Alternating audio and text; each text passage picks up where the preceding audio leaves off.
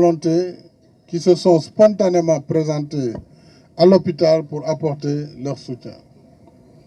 Bien sûr, cet accident nous montre qu'il y a des ruptures à opérer et il y a des mesures à prendre et ces mesures seront prises pour mettre un terme à cette situation. On ne peut pas exposer la vie de nos compatriotes dans un système de transport qui fait fi du respect de la vie humaine. Nous avons perdu beaucoup de jeunes dans cet accident.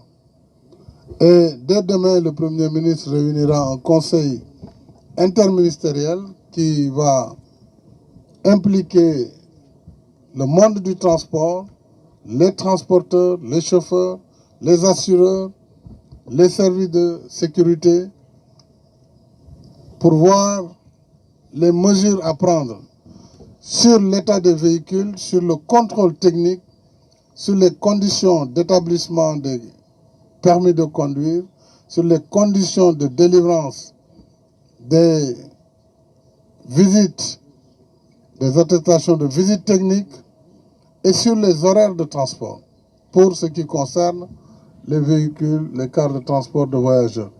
Alors toutes ces mesures devront être identifiées et nous prendrons toutes les mesures que requiert cette situation.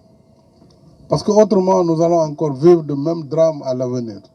L'usure des pneus, l'usure des véhicules, la transformation de véhicules en violation des normes de sécurité doit cesser dans notre pays.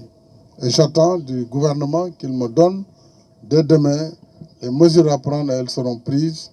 Nous sommes prêts, bien entendu, en tant qu'État, à accompagner le secteur des transports pour en partie le renouvellement du parc et la limitation des âges des véhicules de transport commun qui nous viennent de l'étranger. Tout cela sont des mesures qui seront prises dès demain afin de créer les conditions d'une meilleure sécurité des usagers sur la route. Mbokk yi